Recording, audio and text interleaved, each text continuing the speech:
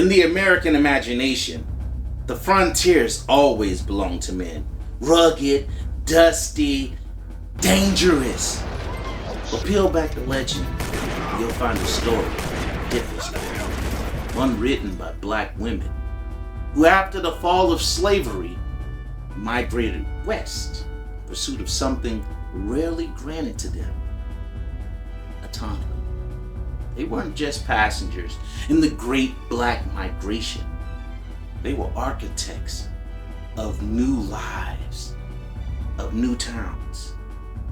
They came as wives, daughters, widows, and freed women, but also brought skills the West needed, turned those skills into thriving businesses and homesteads.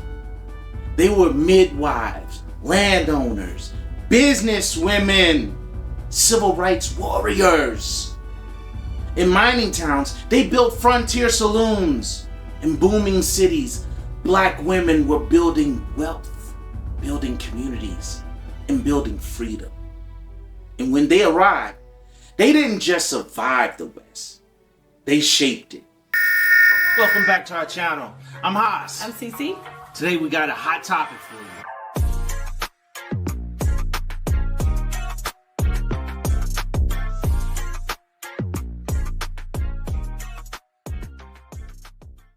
At the end of the Civil War in 1865, over 4 million black Americans were technically free. But that freedom came with few guarantees. Across the South, white resentment festered. Black codes were passed to limit mobility. Sharecropping quickly replaced slavery in everything but name. And by the 1870s, the dream of Reconstruction was already under siege. The federal government was withdrawing troops, and white supremacist violence, including Ku Klux Klan raids, lynchings, voter suppression, became brutally common. For many newly emancipated black people, the South had become a dead end. But the West offered something different. The American West was sprawling and untamed, and in the midst of expansion, it was seen as a blank slate. Not perfect, but less entrenched in social hierarchies of the Old South. It was land-rich, labor-hungry, and legally unformed. And in the mind of black migrants, it represented a chance to escape the deep racism of the South and start fresh. One major draw was the promise of land ownership under the 1862 Homestead Act, which offered 160 acres to anyone willing to farm it. For black people, for us, who had once been property owned by another person, you can imagine the idea of owning property was radical and revolutionary to newly freed black folks. In states like Oklahoma, Colorado, New Mexico, and California, black farmers and settlers sought to take advantage of these land grants.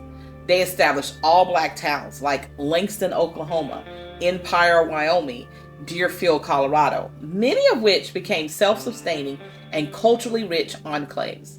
For those who didn't have the means to homestead, the West still offered jobs. Railroad companies hired black laborers, sometimes as porters, other times as track layers.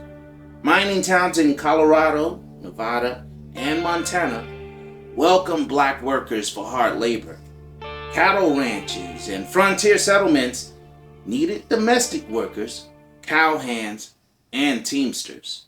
A lot of these jobs at this time were exploitative, but they offered mobility and the chance to escape a fixed caste system of the South. In cities like San Francisco, Denver, Los Angeles, black entrepreneurs began to emerge, running barbershops, boarding houses, newspaper, saloons, and more. Mary Ellen Pleasant, in shadows and in silk, in the courtroom and on the street, she made freedom her business. Now, Mary Ellen, she was a pioneering entrepreneur and covert abolitionist, and she was known as the mother of civil rights in California. She was born around 1814, possibly in Georgia, Virginia, or Philadelphia.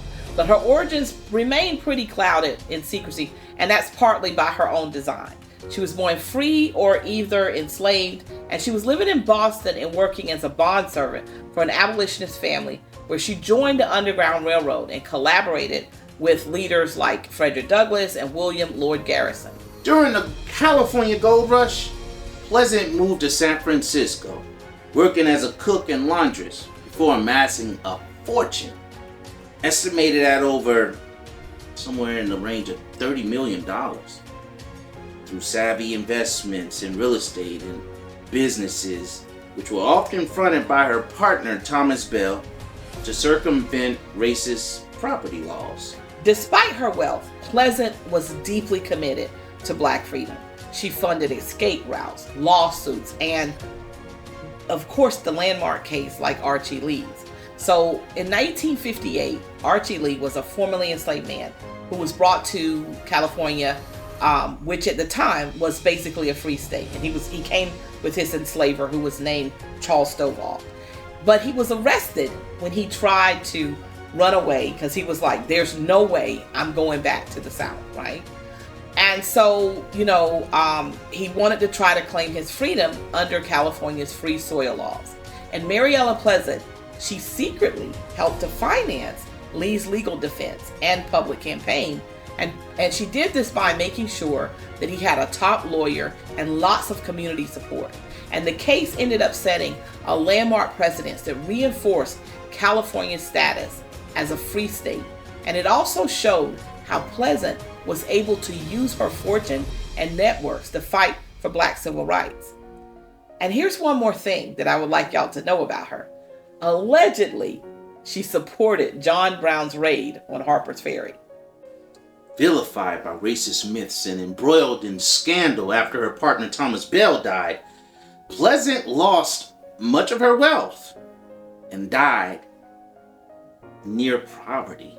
Though her grave was nearly forgotten, her legacy has since been reclaimed. Today, she is remembered as a Black woman who operated at the highest level of 19th century American finance and politics, long before she was allowed to do so by American standards. She is celebrated as a fearless Black woman who defied social norms, broke barriers in business, and fought relentlessly for civil rights. Mary Ellen Pleasant died in 1904 and was buried in Napa, California. Sarah Bickford, the woman who turned water into power, both literally and symbolically. Sarah Bickford was born into slavery around 1855 in either North Carolina or Tennessee. And like many Black women born during that era, the specifics of her early life are largely undocumented. But her journey from enslavement to becoming a prominent business owner in the American West is nothing short of resilience, intelligence, and quiet revolution. After emancipation, Sarah made her way to Montana Territory in the 1870s, joining a wave of Black Americans seeking freedom and opportunity in the West. She first settled in Virginia City, which was a once booming gold rush town that was becoming more stable and structured. She initially worked as a domestic servant and cook, and settled into marriage with John Leonard Brown, who was a successful Black miner. And they had 3 children, all of whom unfortunately died in childhood. But the marriage ended up being an unhappy one anyway, and it ended in divorce. And then around 1883, she married a white man who was a farmer and a miner by the name of Stephen Bickford. And they had 4 children.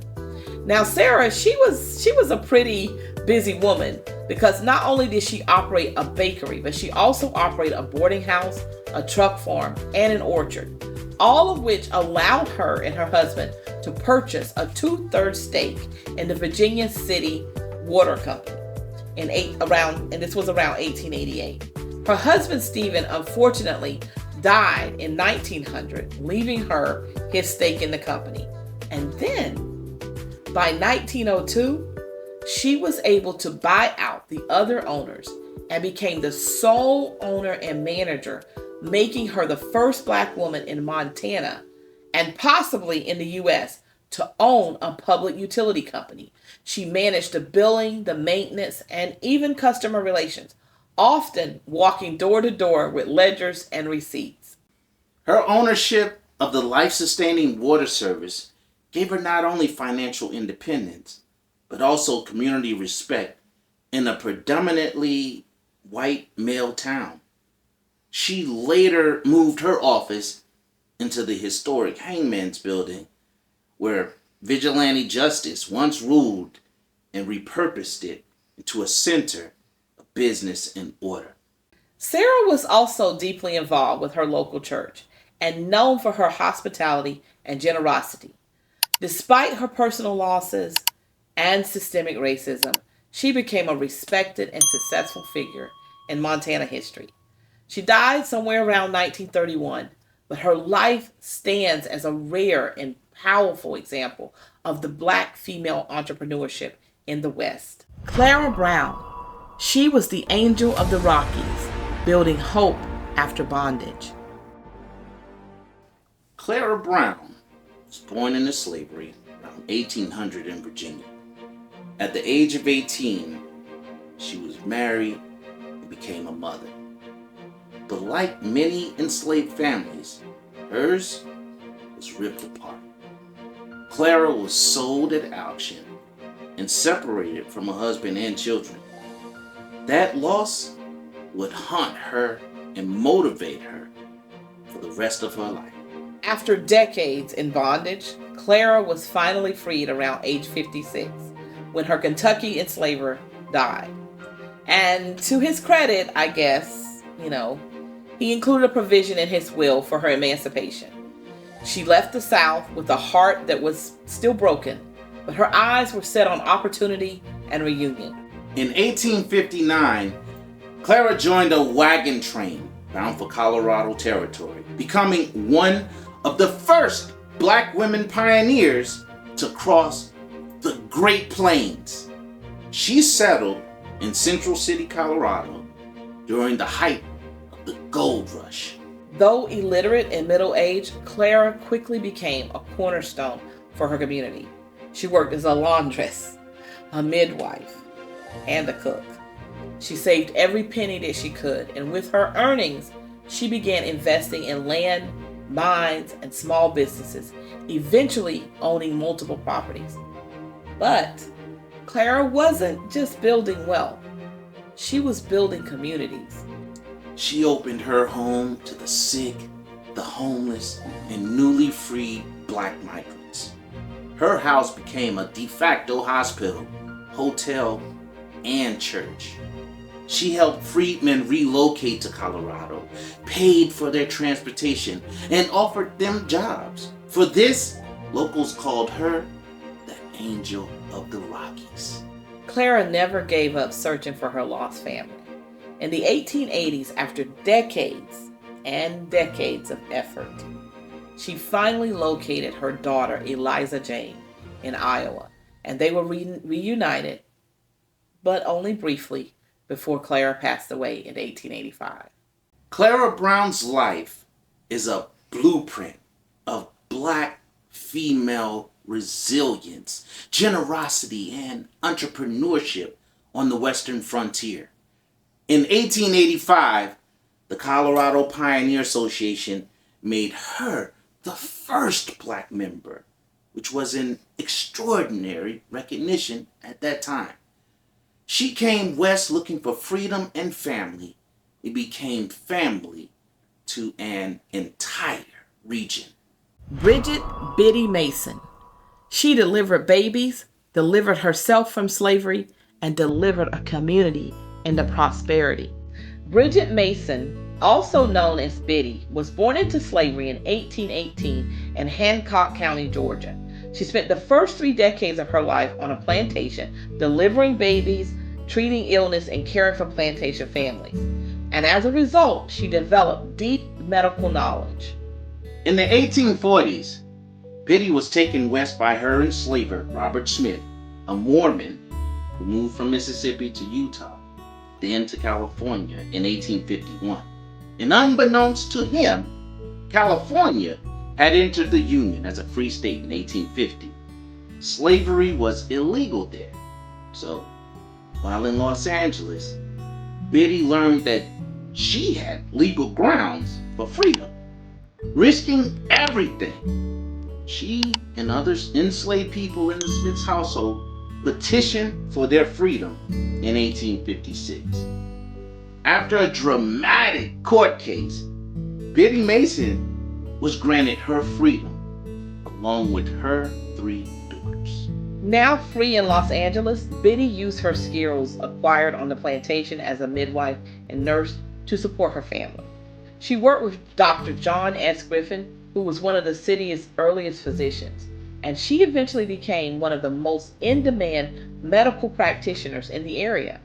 Biddy lived frugally and saved carefully. In 1866, she bought her first piece of land in downtown Los Angeles for $250,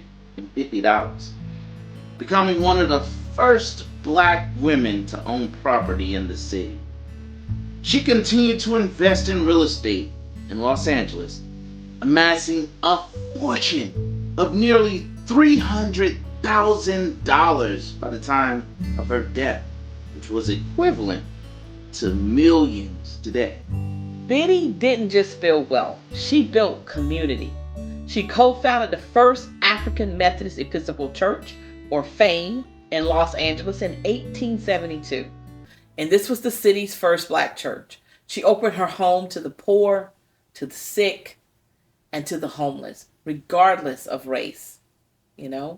She founded education programs and food programs, and she visited prisoners and orphans, and locals came to call her Aunt Biddy, which was like a term of endearment that reflected her quiet authority and maternal care for the growing black community.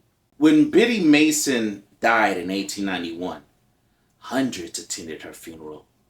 She was buried in an unmarked grave, surprisingly. But in 1988, the city of Los Angeles finally gave her a proper tombstone. And they dedicated the Biddy Mason Memorial Park, near where her first property once stood. Mary Fields, she didn't just deliver mail. She delivered a new image of black womanhood, strong, wild, and utterly free. Mary Fields, famously known as Stagecoach Mary, was born into slavery around 1832, somewhere around Hickman County, Tennessee. And after the Civil War and Emancipation, she began charting her own course. In the late 1870s, she traveled north and eventually made her way to Montana Territory, where she found work at St. Peter's Mission, a Catholic mission near Cascade, Montana. There, she worked as a laborer, groundskeeper, and a carpenter, building structures, hauling supplies, and doing hard physical work traditionally reserved for men. Now, Mary was known for her toughness, independence, and refusal to bow to racial or gender norms, right? She was over 6 feet tall. That's a tall woman. She smoked cigars, wore men's clothes, and carried firearms. And she often had a pistol under her apron and a rifle in her wagon. Nobody was gonna mess with her, right? She drank whiskey, she got in occasional fist fights, and once she even pulled a pistol on a worker who insulted her. And unfortunately, these incidents led the church to ask her to lead the mission.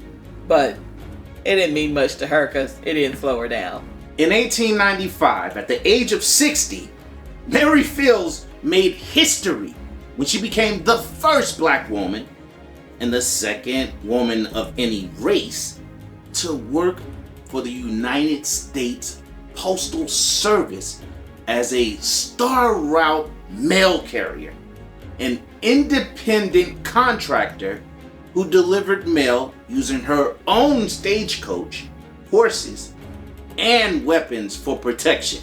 Her route spanned rugged and often dangerous terrain in Cascade County, Montana.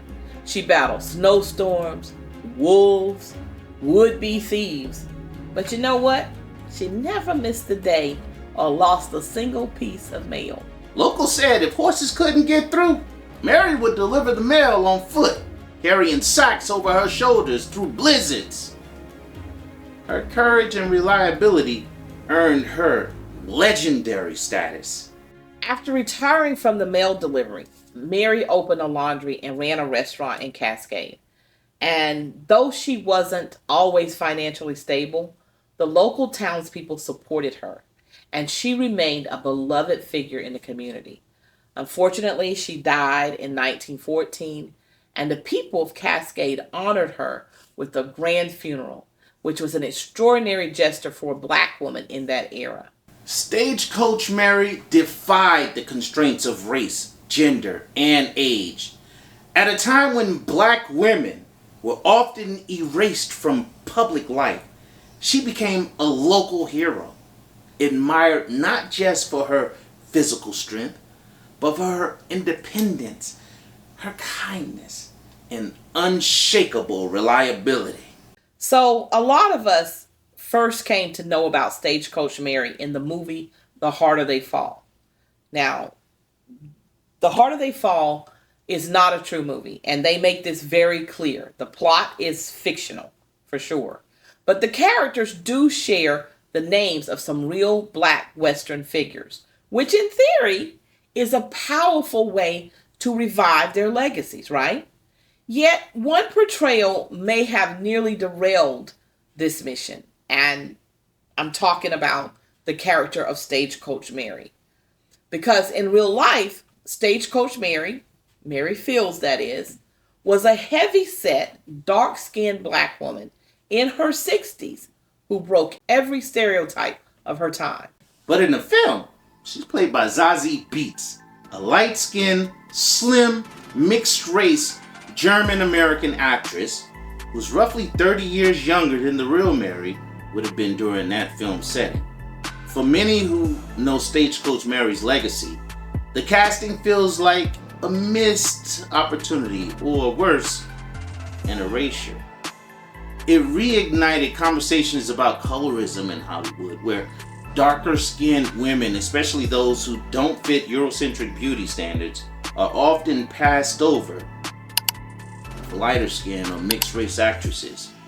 The result is that the bold, trailblazing Stagecoach Mary is reshaped into a more palatable figure, merely her opposite in body type, age, and cultural meaning within the black community.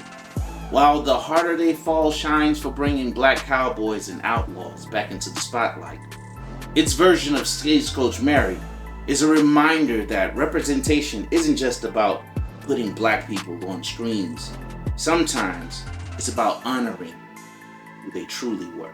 Now, Stagecoach Mary may not have worn corsets or lounged around in cabernets, but she was every bit as formidable.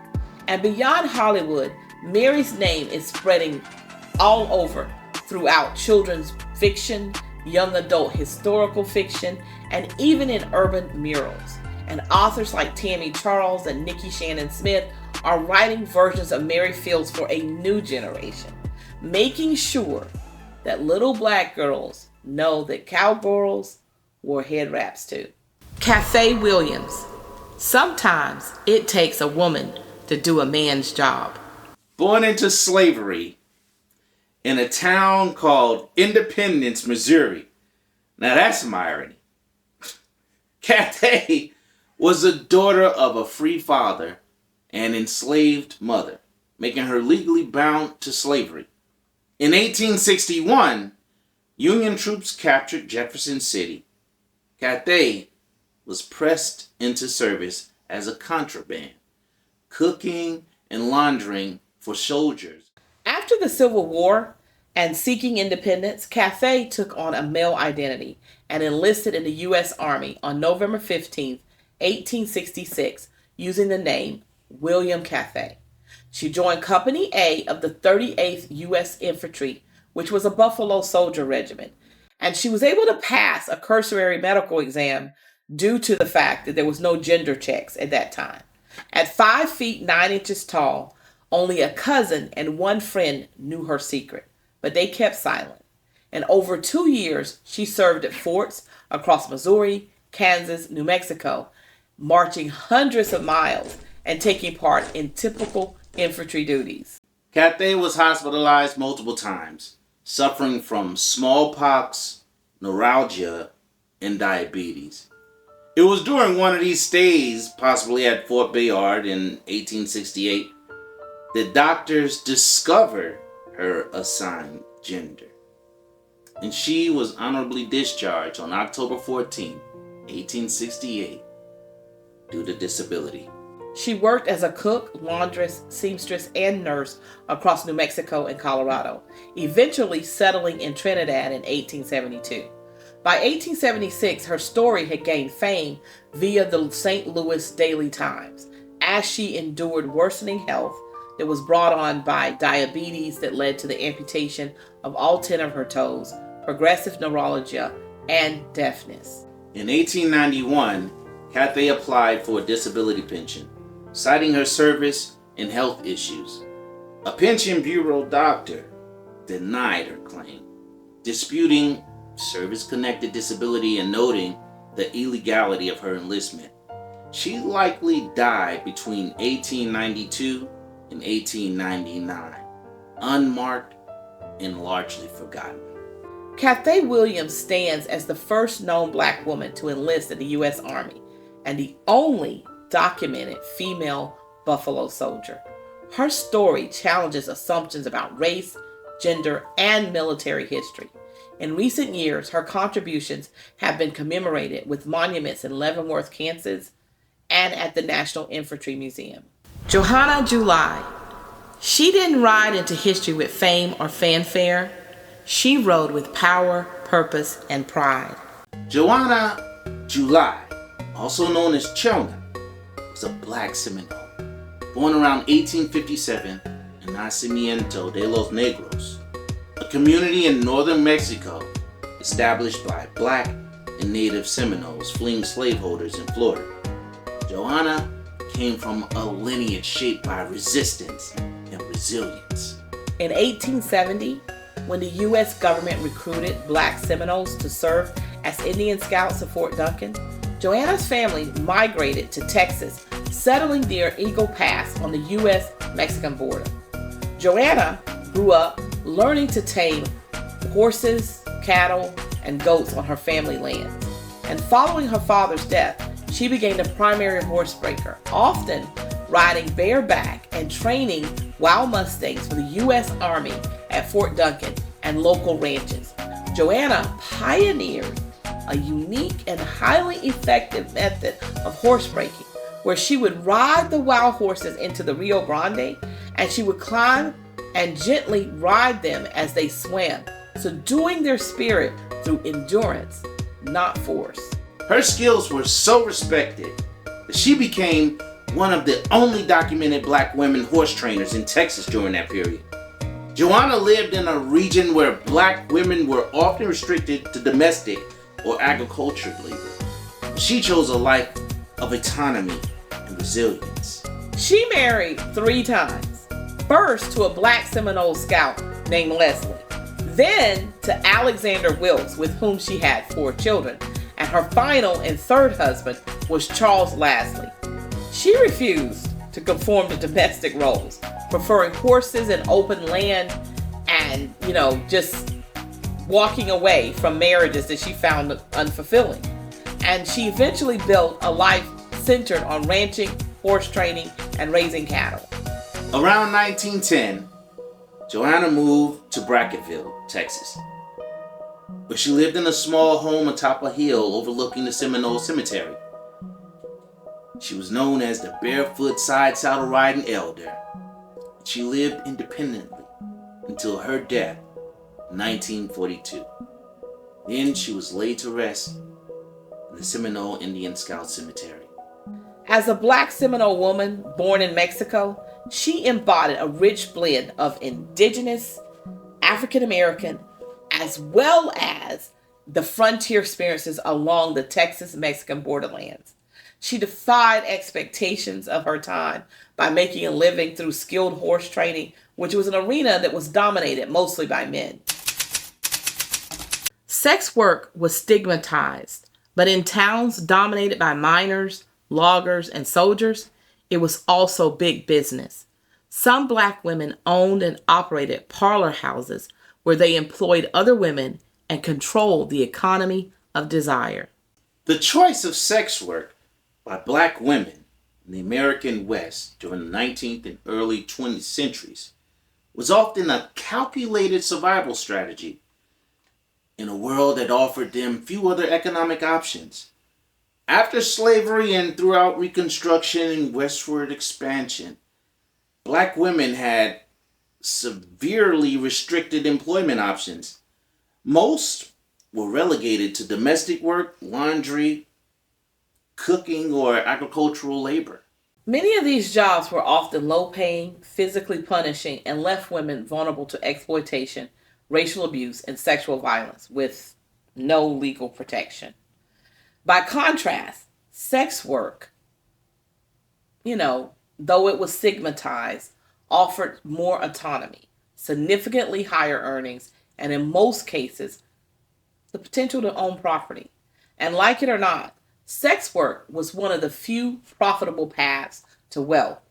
In Western boom towns like Denver, Seattle, or New Orleans, the vice economy, which was basically liquor, gambling, and prostitution, fueled the local development. And when mining camps and military forts created large male populations with that disposable income, brothels and saloons became booming businesses. And cities, back then were in the early stages of development. So local governments tolerated or regulated sex work for tax revenue. Mary E. Thompson. She turned stigma into strategy and became the mistress of her own destiny. Mary E. Thompson rose to prominence in between 1880s and 1890s in Seattle as a proprietor of the Minnehaha Saloon on Jackson Street, which featured an upstairs brothel alongside her saloon business. By the end of her life, Thompson was recognized as one of the wealthiest African Americans in Seattle. And at the height of her wealth, she had real estate holdings in Seattle, Washington, and Butte, Montana, a horse and fancy carriage, a valuable jewelry collection, and approximately $20,000 cash, which was equivalent to nearly $2 million today. This accumulation of assets represented a remarkable achievement for a black woman in that era. After her death, which was reported somewhere around 1892 or early 1893, her will sparked significant attention. Mary had named R.W. Stokes, who was a bartender at her saloon, as the executor, describing him as the only person on earth that she thought was entitled to her affection and respect. She also acknowledged 2 children, but she expressed little to no desire whatsoever for them to inherit anything. And following many probate disputes, most of her wealth remained under recognized beneficiaries. The Minnehaha Saloon was ultimately demolished in April 1894. Lulu White. Mahogany Hall was more than a brothel. It was a palace of possibility that carved out a place of freedom in a racist, sexist world. Lulu White was born around 1868, likely in Alabama or Mississippi. She identified herself as a Creole or octoroon, which was a term used at the time for someone who was 1/8 black. Details about her youth are murky, as with many women in the sex trade. Much of her early life was intentionally obscured or fabricated to protect her status and mystique. In the 1890s, Lulu arrived in New Orleans. And while New Orleans is geographically located at the southern part of the United States, it played a significant role in the westward expansion of the U.S., particularly during the 19th century, because it served as a crucial port and transportation hub for goods and people moving westward. making it a key player in the development of the American West. Lulu rose to prominence as one of the city's most successful madams in Storyville, which was the legal red light district established in 1897. Her pride and joy was Mahogany Hall, an opulent 3-story brothel on Basin Street, described as the most lavish octa-room parlor house in Storyville. Mahogany Hall featured marble floors, crystal chandeliers, electric lights, steam heat, mirrored parlors, fine furniture, and a world-class bar. Lulu marketed her house as an exclusive parlor for wealthy white men who sought sex workers of mixed-race heritage, a fetishized attraction under the city's complex racial caste system. Her working girls often wore diamonds and silk, reflecting the same flamboyance Lulu was famous for herself. She was called the Diamond Queen because she wore extravagant jewelry, furs, and hats, which was a mark of wealth and defiance of racist expectations for Black women at that time. Lulu also invested in real estate, saloons, gambling halls, and reportedly other houses of ill repute. She used her position to fight off local vice raids and to bribe city officials to keep her businesses afloat. Lulu White's career faced repeated clashes with authorities. She was arrested numerous times for keeping a disorderly house, but she famously said, "I have never lived off the earnings of immoral women. I have always run a legitimate business." When Storyville was shut down in 1917, partly due to pressure from the federal government during World War I, Mahogany Hall closed its doors. Lulu attempted to open smaller speakeasies and was arrested for bootlegging during Prohibition. Lulu White died sometime around 1931, but the exact date and circumstances are disputed. Her final years, unfortunately, were spent fighting bankruptcy and evading the closure of her remaining properties. Today, Lulu White remains a legend as a Black woman entrepreneur who amassed wealth and power in a world designed to keep her at the bottom, a symbol of how sex work, when controlled by women themselves, could be a path to a relative autonomy and influence. A vibrant icon of Storyville's history, which shaped the birth of jazz and the rise of modern urban nightlife in New Orleans. In short, Black women used sex work to build networks and power. They weren't just sex workers. They were businesswomen, landlords, and investors. Through their work, they employed other women, especially women of color, and built an economy that not only provided financial safety, but also created networks of protection and mutual aid. They bought and managed property, creating generational wealth, and gained political leverage in their communities by paying taxes and bribing officials when necessary. This autonomy was especially valuable for women who had once been enslaved or were descendants of enslaved people. It allowed them to reclaim ownership over their own labor and sexuality, even within an exploitative system. And in a final word about sex work in the West, much like circumstances of modern women, we have to remember that some women had no choice. Not all Black women in sex work chose it freely. Many were coerced, trafficked, or economically trapped, or were survivors of abuse or abandonment. And all of this was magnified by the lack of access to education, legal rights, or land inheritance. Black women in the West chose sex work for pragmatic, not romanticized reasons. It was about agency in a racist, sexist world, survival in lawless or developing towns, as well as aspiration to control property, money, and legacy. As historian Tara Hunter writes, they did not have the luxury of purity. They had the burden of survival. The Wild West isn't just a story of cowboys and sheriffs. It's also the story of black women, strong, strategic, and unshaken. They faced a brutal landscape, yes, but they made it work for them. They didn't wait for freedom or equality to be handed to them.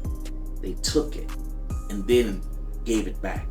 They created essential services, laundries, boarding houses, nursing, midwifery, mail delivery, things frontier towns desperately needed. They reinvested in land, gold claims, and property when others were chasing quick money. They built networks, churches, schools, women clubs, so they could support each other and bring others along. And they knew the law, from suing for freedom to challenging segregation in court. These women were legally savvy. They understood that freedom wasn't just about escape. It was about ownership of land, of labor, of legacy. They didn't just survive the West, they shaped it. Of course, the West was not free of racism. Black settlers were harassed, lynched, and discriminated against by white neighbors, especially as they began to succeed. Many homesteading towns failed due to poor soil, lack of infrastructure, or economic isolation. And still, these women and men persevered. They built newspapers and opened schools. They elected black sheriffs and mayors, and they created a blueprint for black self-governance outside of white domination. So the next time someone tells you the West was wild, remind them it was also black. And often it was women who tamed it, not with silence or submission, but with ambition, wit, grit, and gold. We honor their legacy, not as side characters, but as the architects of the West. They shaped towns, protected communities, created new definitions of femininity. And while history rarely honors them, their descendants walk among us. If this moved you, hit that like button, please. And drop a comment about which story surprised you the most. And most importantly, don't forget to subscribe and hit that bell so you can be notified when we upload our next video, because that helps our channel continue to grow and so that we can continue to provide the content that you like. And most importantly, let us know in the comments below, who else we should be talking about, who else you like us to review, give you the Cece and Haas take on history. Because what me and Cece like to do, we build community, one truth at a time. Until next time, peace.